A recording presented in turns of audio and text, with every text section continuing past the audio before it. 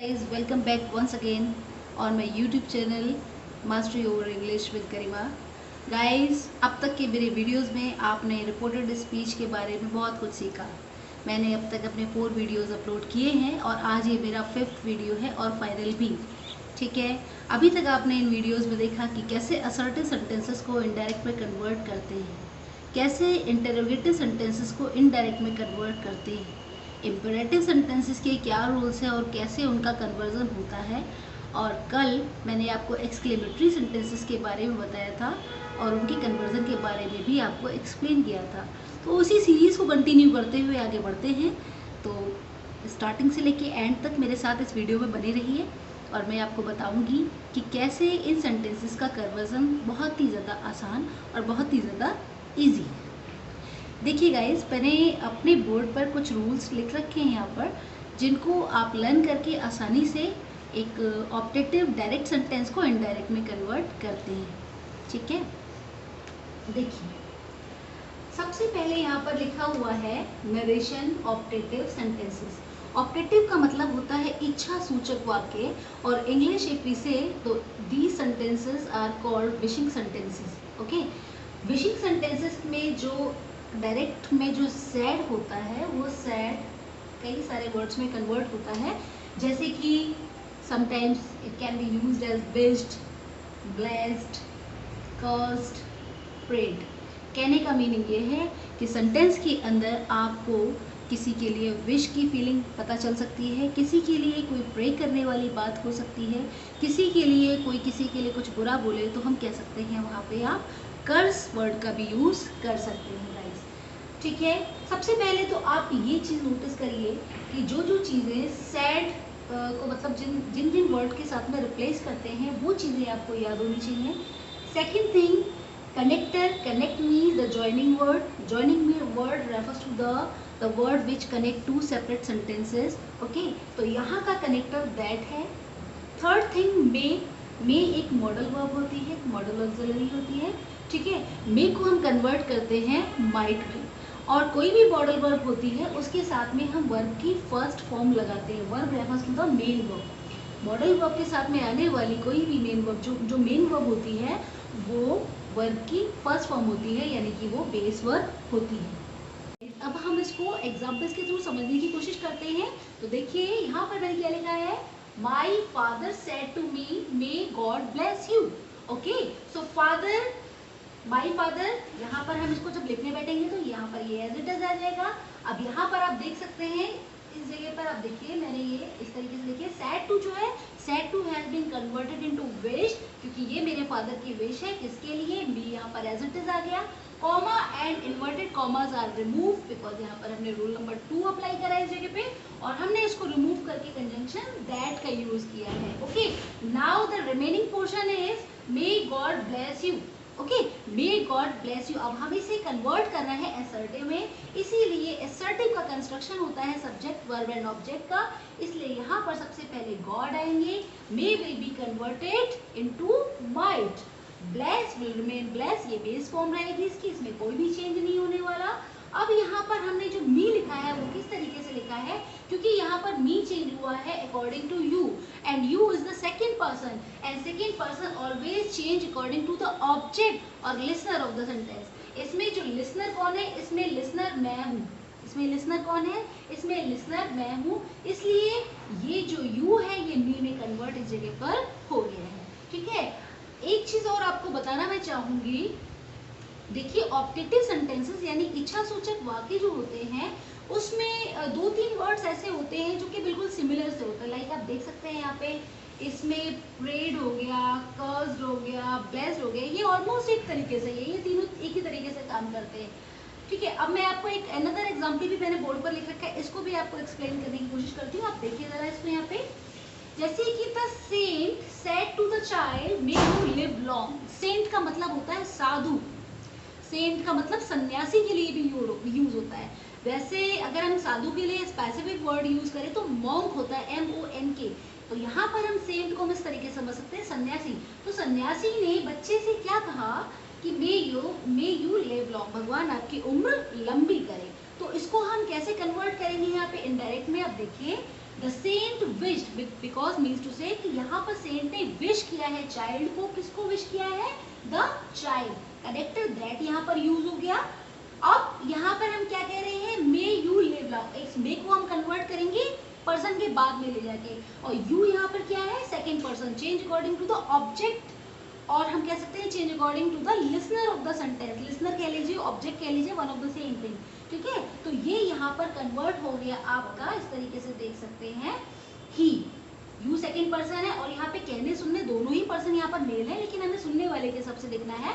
तो चाइल्ड के लिए यहाँ पर हमें तो पता नहीं कि चाइल्ड मेल है फीमेल है, इस केस में आप जो है यहाँ पर ही या शी दोनों का ही यूज कर सकते हैं, ही माइट लिव लॉन्ग, और वो फुल स्टॉप में कन्वर्ट हो गया इस तरीके से, ठीक है। तो यहाँ पर ये जो ऑप्टेटिव सेंटेंसेस हुए, एक्सक्लेमेटरी सेंटेंसेस हुए, इनका सबसे बड़ा आइडेंटिफिकेशन मार्क जो होता है वो होता है ये एक्सक्लेमेटरी का सिंबल, ठीक है। ये एक्सक्लेमेटरी सिंबल आपको लगा हुआ दिखाई देगा, जैसे एक्सक्लेमेटरी सेंटेंसेस में कल आपने देखा कि hurrah, alas, oh, or, like इस तरीके के वर्ड्स के बाद में आपको एक एक्सक्लेमेटरी सिंबल दिखा था। उसी तरीके से आप जब इन ऑप्टेटिव सेंटेंसेस में आगे बढ़ते हैं तो आपको सेंटेंस के एंड में एक एक्सक्लेमेटरी सिंबल दिखाई देगा, तो ये उससे उसका आइडेंटिफाई हम आराम से कर सकते हैं। आप चाहें तो मेरे इस बोर्ड का एक बार स्क्रीनशॉट ले लीजिए, जिससे कि आपको आसानी से चीज़ें समझ में आ जाए। फ्रेंड्स, आगे अब हम आपको बताते हैं कि विशिंग सेंटेंसेस में आगे और कौन कौन से टाइप्स होते हैं और उन्हें कैसे कंप्लीट करते हैं। देखिए बोर्ड पर, she said good morning, okay, उसने मुझे गुड मॉर्निंग कहा, या फिर उसने मुझे गुड मॉर्निंग विश किया। तो आप देख सकते हैं यहाँ पे सेड जो है ये कन्वर्ट हो गया है विश में, ओके। अब यहाँ पर कोई भी ऑब्जेक्ट नहीं दिया हुआ है, ऐसे सेंटेंसेस जहाँ पर ऑब्जेक्ट नहीं दिया जाता है या जहाँ पर ऑब्जेक्ट मिसिंग होता है, उस केस में आप खुद को ऑब्जेक्ट मान सकते हैं या फिर किसी थर्ड पर्सन को भी ऑब्जेक्ट मान सकते हैं। तो मैंने यहाँ पर मी लिख दिया है, और अगर हम चाहें तो हिम, हर, देम, हम किसी को भी यहाँ पर लिखे, मतलब यहाँ पर हम लिख सकते हैं, ओके। तो क्या हो जाएगा, she wished me oblique him good morning. अब गुड मॉर्निंग में जो जी है वो यहाँ पर स्मॉल हो गया, और उसके बाद मॉर्निंग और फिर फुल स्टॉप, ओके। तो इस तरीके से ये पहला एग्जांपल हो गया। अगला एग्जांपल आप देखिए, I said to my friend happy birthday, means to say कि मैंने अपने फ्रेंड को विश किया हैप्पी बर्थडे, ऑलराइट। तो I wished my friend happy birthday, कहने का सेंस यहाँ पर ये है कि कॉमा और इन्वर्टेड कॉमास तो हर जगह पर रिमूव होंगे, लेकिन ऐसे सेंटेंसेस जिसमें subject, verb, object proper form में नहीं आ रहे हैं, केवल सिंपल विश किया जा रहा है, डायरेक्टली बोला जा रहा है उस चीज़ को, तो वहाँ पर कोई भी कनेक्टर या कंजंक्शन यूज़ नहीं होगा। वो वर्ड जो है वो अटैच हो जाएंगी आपके, जो आप मतलब इन्वर्टेड कॉमास के बाहर वाला जो पोर्शन है जिसको हम कहते हैं रिपोर्टिंग स्पीच, ठीक है, रिपोर्टिंग स्पीच कहते हैं हम इसको। और जो इन्वर्टेड कॉमर्स के बाद वाला पोर्शन जो होता है उसको हम कहते हैं रिपोर्टेड स्पीच, ओके। तो हम उसको रिपोर्टिंग स्पीच के साथ में कंटिन्यू करके लेकर जाएंगे। सेकंड वाला एग्जांपल आप एक बार फिर से देख लीजिए, I said to my friend happy birthday, means to say कि मैंने अपने फ्रेंड को हैप्पी बर्थडे विश किया, तो I wished my friend happy birthday, full stop, alright. एक एग्जाम्पल और मैं आपको यहाँ पर देखिए लिखा है मैंने आपके लिए, the child said to his father goodbye, बच्चे ने अपने फादर को गुड बाय विश किया है। तो देखिए हम इसको कैसे बनाएंगे, इस जगह पर आप इसे देख सकते हैं, द चाइल्ड, अभी तक आपने देखा कि इस तरीके से विशेष हम लिखते चले जा रहे हैं यहाँ पर, लेकिन यहाँ पे बाय वर्ड का यूज हुआ है। जब गुड बाय ऐसे वर्ड्स आते हैं तो वहाँ पर हम बिड की सेकेंड फॉर्म बेड का यूज करते हैं। बेड का मतलब क्या होता है, बाय करना, विदा लेना, एक तरीके से कह सकते हैं। तो said to will be converted into bade according to the tense. The child bade a goodbye, wish किसको किया है, अपने फादर को। तो the child bade his father goodbye, okay. The child bade his father goodbye. अब हमने यहाँ पर देखिए अपने मतलब जो बच्चे के जो फादर हैं वो उसको हम यहाँ पर लेके आए हैं, the child bade his father goodbye. तो इस तरीके से आपने देखा कि हम लोग कैसे 4 to 5 रूल्स लेकर इन्हें लर्न करके किस तरीके से आसानी से कन्वर्ट कर सकते हैं एक डायरेक्ट सेंटेंस को इनडायरेक्ट में। चलिए फ्रेंड्स, अभी तक हमने जितना भी रिपोर्टेड स्पीच में सीखा है उसका एक शॉर्ट रिवीजन देख लेते हैं। तो देखिए, मैंने यहाँ पर एक चार्ट बनाया है इस जगह पर। देखिए, ये काइंड्स ऑफ सेंटेंसेस है, ये कंजंक्शन है और ये रिपोर्टिंग वर्ब है। Okay, sentences are of 5 types, I have already told you. तो यहाँ पर 5 टाइप्स है। पहला टाइप है असर्टिव सेंटेंस, इसमें यूज होने वाला कनेक्टर दैट है और रिपोर्टिंग वर्ब सेट कन्वर्ट होती है टोल्ड में, एक्सप्लेन में, डिनाइड में, या फिर आप कह सकते हैं किसी भी एडेड वर्ड या इस तरीके से जो भी वर्ड मतलब एप्लीकेबल हो अकॉर्डिंग टू द सेंटेंस वो हमको लगाने हैं। सेकेंड वाला टाइप है आपका इंटरोगेटिव सेंटेंस और उसमें भी यस नो टाइप क्वेश्चंस की मैं बात कर रही हूँ।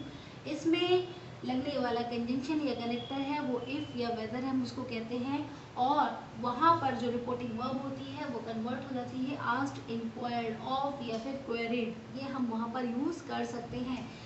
ठीक है। इंटरोगेटिव सेंटेंस अगर WH फैमिली से के लेटर से स्टार्ट हो रहा है, यानी कि व्हाट, व्हेन, व्हाई, वेयर, इस तरीके से अगर वो स्टार्ट हो रहा है तो उस केस में कोई भी कनेक्टर या कंजंक्शन यूज नहीं होगा। थर्ड टाइप है आपका इम्पेरेटिव सेंटेंस, मतलब आज्ञावाचक वाक्य। ऐसे सेंटेंसेस में जो कंजंक्शन यूज होता है वो यूज होता है टू इन्फिनेटिव। इन्फिनेटिव का मतलब क्या होता है? टू प्लस वर्ब की फर्स्ट फॉर्म, ये फॉर्मूला होता है इन्फिनेटिव का। तो जब आप टू लगाएंगे तो सीधे आपको बेस वर्ब रखनी होगी और सेंटेंस आगे कैरी ऑन होता चला जाएगा। ओके, तो ये टू इन्फिनेटिव यहाँ पर कंजंक्शन यूज होता है। और जो आपकी रिपोर्टिंग वर्ब होगी वो according to the meaning of the sentence change होगी। कहीं पर वो अर्ज्ड है, कहीं पर वो ऑर्डर्ड है, रिक्वेस्टेड है, कमांडेड है, कहीं पर वो आप एडवाइज्ड है, ठीक है, सजेस्टेड है। इस तरीके के वर्ड्स जैसा मीनिंग होगा उसके हिसाब से हमको यूज करना होता है। फोर्थ टाइप है एक्सक्लेमेटरी सेंटेंस और उसमें कंजंक्शन यूज होता है दैट, और उसके आगे हम जो रिपोर्टिंग वर्ब है उसको बनाते हैं एक्सक्लेम्ड विद के साथ में, उसको स्टार्ट करते हैं एक्सक्लेम्ड विद सोरो, ग्रीव, जॉय, ठीक है, सरप्राइज। इस तरीके के वर्ड्स को हम यूज़ करके जो है सेंटेंस का मीनिंग बनाते हैं। ओके गाइज, और आज जो मैंने आपको वीडियो जो समझाई है, जो आज मेरी स्पेसिफिक वीडियो ऑप्टेटिव सेंटेंसेस के रिगार्डिंग थी, वो अभी आप समझ चुके हैं, लेकिन फिर भी एक बार आप देख लीजिए। फिफ्थ और फाइनल टाइप होता है आपका ऑप्टेटिव सेंटेंसेस, यानी कि इनको हम कहते हैं इच्छा सूचक वाक्य, और इसमें लगने वाला जो कंजंक्शन है वो भी कनेक्टर दैट होता है। ओके, अब आप देखिए, मैंने यहाँ से एक एरो यहाँ तक मैं लेके गई हूँ, तो इसमें जो रिपोर्टिंग वर्ब है वो वेस्ट, प्रेड और कर्स्ड यूज होती है। तो आई होप आपको ये वीडियो मेरा समझ में आया होगा। आप इसका एक स्क्रीनशॉट भी ले सकते हैं। अब आगे देखते हैं चेंज इन टेंसेस। टेंस में चेंज किस तरीके से होता है उसके लिए भी मैंने आपके लिए यहाँ पर चार्ट बनाया है, आप देख सकते हैं। डायरेक्ट सेंटेंसेस को इनडायरेक्ट में कन्वर्ट करने के लिए जो टेंसेस होते हैं वो चेंज होते हैं। सिंपल प्रेजेंट या फिर पास्ट, सिंपल प्रेजेंट या प्रेजेंट इंडेफिनिट कन्वर्ट हो जाता है सिंपल पास्ट या पास्ट इंडेफिनिट में। ओके, प्रेजेंट कॉन्टिन्यूस चेंज हो जाता है पास्ट कॉन्टिन्यूस टेंस में। प्रेजेंट परफेक्ट टेंस चेंज हो जाता है पास्ट परफेक्ट टेंस में। Okay, present perfect continuous tense change हो जाता है पास्ट परफेक्ट कॉन्टिन्यूस टेंस में। पास्ट इंडेफिनिट या सिंपल पास्ट चेंज हो जाता है आपका पास्ट परफेक्ट में। पास्ट कॉन्टिन्यूस टेंस जो है वो कन्वर्ट हो जाता है आपका पास्ट परफेक्ट कॉन्टिन्यूस टेंस में।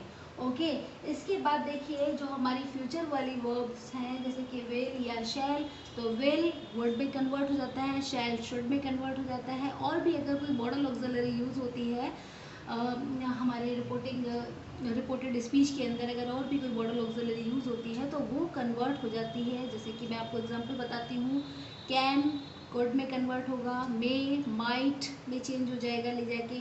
ओके, इस तरीके से हम जो है एक तरीके से प्रेजेंट की वर्ब को पास्ट में इस तरीके से कन्वर्ट करते हैं। तो आप एक बार ये चार्ट का स्क्रीनशॉट ले लीजिए। अभी आपने देखा कि टेंस में चेंज किस तरीके से करते हैं, और अब आप समझिए कि जो पर्सन्स होते हैं उनको चेंज करने की जो फॉर्मूला मैंने आपको बताया था उसका मैं एक बार आपको शॉर्ट रिवीजन यहाँ पर करा देती हूँ। फॉर्मूला सिंपल है, SON/1 2 3। एस का मीनिंग होता है सब्जेक्ट, ओ का मीनिंग होता है ऑब्जेक्ट, और एन मीनिंग होता है नो चेंज। ठीक है, और ये जो 1 2 3 है ये सारे के सारे पर्सन हैं। फर्स्ट पर्सन आई वी है, सेकेंड पर्सन यू होता है, थर्ड पर्सन में ही, शी, इट और दे आते हैं। तो अगर रिपोर्टेड स्पीच में पर्सन आई और वी आ रहा है तो वो सब्जेक्ट के अकॉर्डिंग चेंज होगा, सब्जेक्ट वही स्पीकर होता है। अगर रिपोर्टेड स्पीच में पर्सन यू आ रहा है तो ऑब्जेक्ट के हिसाब से चेंज होगा, ऑब्जेक्ट का मतलब होता है लिसनर, ठीक है। और अगर person he she it they ये आ रहे हैं तो वो चेंज नहीं होते हैं। तो ये फॉर्मूला भी आप लिख सकते हैं अपनी कॉपी में, और चाहें तो आप इसका भी स्क्रीनशॉट ले सकते हैं। मैं आपको कुछ और रूल्स भी बता देती हूँ। अभी तक जो भी मैंने आपको समझाया था वो मोस्ट प्रोबेबली बताया था कि जो हमारी जो वर्ब उसमें होती है वो होती है पास्ट में, ठीक है। लेकिन कुछ सेंटेंसेस ऐसे भी होते हैं जहाँ पर पास्ट की वर्ब यूज़ ना होकर प्रेजेंट की वर्ब यूज़ होती है, या समटाइम्स फ्यूचर की वर्ब भी यूज़ होती है। लाइक आप एग्जाम्पल के थ्रू इसको समझ सकते हैं। He says to me I pray for you, वो मुझसे कहता है कि मैं तुम्हारे लिए प्रे करता हूँ। ओके, तो सेज टू जो है वो कन्वर्ट हो जाएगा टेल्स में, बी विल रिमेन बी, क्योंकि सेज टू प्रेजेंट की वर्ब है तो सेज टेल्स पे कन्वर्ट हो जाएगा, जैसे सेड टोल्ड में हो जाता है। कनेक्टर यहाँ पर दैट लग गया, पर्सन चेंज के हिसाब से ही आ गया यहाँ पे, और ये क्योंकि यहाँ की टेंस चेंज नहीं होने जा रहा है तो ही थर्ड पर्सन है, उसके हिसाब से प्रे के साथ में एस ऐड हो गया। कहने का मीनिंग यहाँ पर है, कोई भी रॉकेट साइंस नहीं है यहाँ पर, ठीक है। कुछ भी नया मैं आपको नहीं बता रही हूँ, बस जो दो चेंजेस आपको याद रखने हैं कि अगर रिपोर्टिंग वर्ब प्रेजेंट इंडेफिनिट या फ्यूचर इंडेफिनिट में होती है तो रिपोर्टेड स्पीच की वर्ब नहीं चेंज होती है, बस ये समझा रही हूँ। तो आप एग्जाम्पल देख लीजिए, he tells me that he praise for me. Second example हम आपको फ्यूचर का भी समझा देते हैं इसी लाइन में, he will say to me I will pray for you, simple. तो ही विल से जो है ये विल टेल में कन्वर्ट हो गया इस जगह पे, मी यहाँ पर आ गया, ठीक है। और उसके बाद में कनेक्टर दैट यूज हो गया एज यूजुअल। आई फर्स्ट पर्सन है, यहाँ पर चेंज हो जाएगा ही के हिसाब से। अब ये विल जो है, जो नॉर्मली हम पास्ट में चेंज कर देते हैं, चेंज इन टेंस का जो रूल अप्लाई वहाँ पर होता है यहाँ नहीं होता है, बस वो, ठीक है। तो विल जो है इसके हिसाब से विल ही यहाँ पर आएगा, ठीक है। अगर सपोज यहाँ पर आई होता तो आई के साथ में आप शैल लगा सकते हैं, अगर यहाँ पर वी होता तो उसके साथ में आप शैल लगा सकते हैं। लेकिन क्योंकि यहाँ का जो आई है ये है फर्स्ट पर्सन और ये चेंज हुआ है सब्जेक्ट के हिसाब से, और वो है स्पीकर आपका ही, तो वो ही यहाँ पर आएगा, और ही के साथ में फ्यूचर में विल ही लगता है, वुड नहीं होगा ये, ठीक है। तो he will pray for me. तो आप इन सेंटेंसेस का भी स्क्रीनशॉट ले सकते हैं और आप इसको समझ सकते हैं। ओके गाइस, अब मैं आपको यूनिवर्सल फैक्ट से रिलेटेड कुछ एग्जांपल यहाँ पर बताती हूँ। यूनिवर्सल फैक्ट का मतलब होता है कि वो सत्य जिसमें परिवर्तन नहीं लाया जा सकता है, ठीक है। जो नेचुरल फैक्ट्स होते हैं वो चेंज नहीं होते हैं, और ना तो वहाँ पर कोई भी वर्ब चेंज होती है और किसी भी तरीके का अदर चेंज भी अप्लाई नहीं होता है। तो let's understand it through an example. देखिए, the teacher said to the pupils God helps those who help themselves. Teacher ने अपने स्टूडेंट्स से कहा, प्यूपिल्स का मतलब होता है स्टूडेंट्स, कि भगवान उनकी मदद करते हैं जो अपनी मदद स्वयं करते हैं, ठीक है। अब हम इसे कैसे चेंज करेंगे, तो अब यहाँ पर सेड टू को मैंने टॉट लिखा है। कोई भी वर्ड जो कि मोस्ट एप्लीकेबल हो वो आप यहाँ पर लगा सकते हैं, आप टोल्ड भी लिख सकते हैं, लेकिन टॉट ज़्यादा बेटर लग रहा है, इसलिए मैंने यहाँ पर टॉट लिख दिया है। The teacher taught the pupils that. अब केवल यहाँ पर क्या करना है, आपको ये कॉमा और इन्वर्टेड कॉमास रिमूव करके कंजंक्शन दैट यूज़ करना है।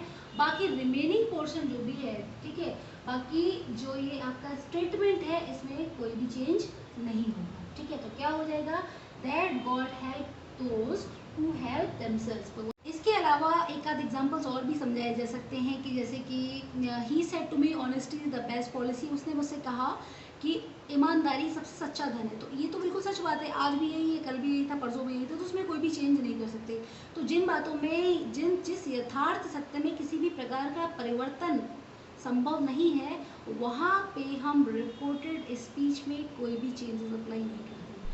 तो आई होप आपको ये वीडियो समझ में आया होगा। अगर ये वीडियो आपको अच्छा लगा है तो प्लीज़ लाइक करें, शेयर करें, कमेंट करें, और कमेंट सेक्शन में मुझे